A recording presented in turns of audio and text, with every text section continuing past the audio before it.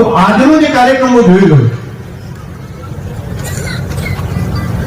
એ મને ચૂંટણીના પરિણામનો જે વિજય હતો એના કરતા પણ વધારે હરખ મને આજના કાર્યક્રમમાં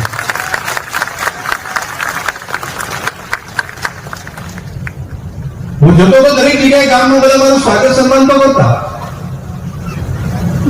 પરંતુ આપણો પ્રેમ અને સ્નેહ ચકાસણી પણ કરતા હશે. 6 મહિના 12 મહિના જોરો નીકળે છે, જોરો 90 વર્ષ સુધી તમે પરીક્ષા કરી અને આજે તમે મને પ્રેમ અને લાગણીનો ઓળઘોળ કર્યો, એના માટે તમારો હૃદયથી ખૂબ ખૂબ એટલે માત્ર કામ ન હોય પરંતુ એને ચકાસવા હું પણ વિચારતો બેઠા બેઠા મને ચૂકીને મોકલ્યો છે તેને ચકાસવાનો અધિકાર છે. હું મારા કામની અંદર ક્યાંય પાછો નહીં પડું. મને ભગવાને જે બુદ્ધિ શક્તિ આપી છે એને પૂરેપૂરી એના માટે મહેનત કરીશ, પૂરેપૂરી મહેનત કરીશ. અને આજે તો હું રાતના ભાવમાં ભેંગાઈ ગયું.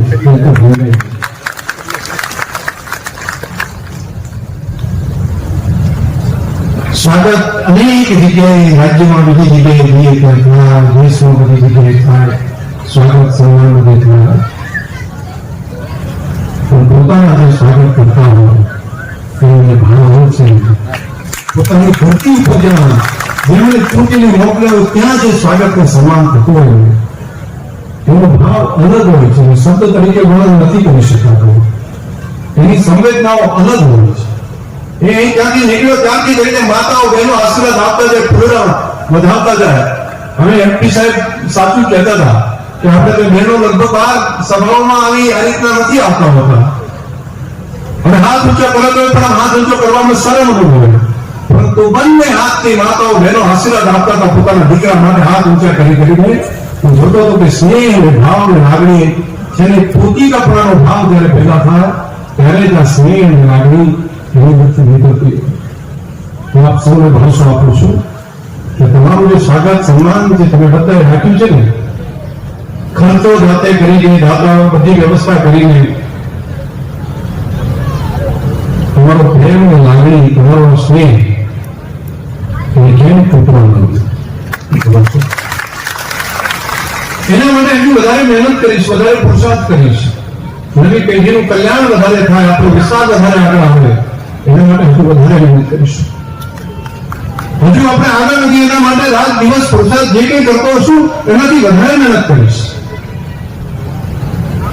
હવે સભા અહીંયા જ છે એટલું નથી, અહીંયા જ છે બહેનો બેઠા છે, ભાઈઓ બેઠા છે એટલું નહીં, અહીંયા છે એટલું નહીં. અહીં જો પાછળ જે જમવાનું છે ને ત્યાં પણ એલઈડી છે, ત્યાં પણ બધાને હું જોઈ રહ્યો છું છે. આખી મોટી સભા ત્યાં આગળ પણ છે. જરા એલઈડી પર જોતા એ પણ એક વખત તાળી પાડે તો ખબર પડે બધાને. હશે ત્યાંથી આવડી નાની મોટી સભા ત્યાં પણ પહેલા એક મોટી સંખ્યામાં તમે બધા વિશાળ સંખ્યામાં બેઠા હતા. પ્રેમ અને લાગણી ખૂબ મોટી છે.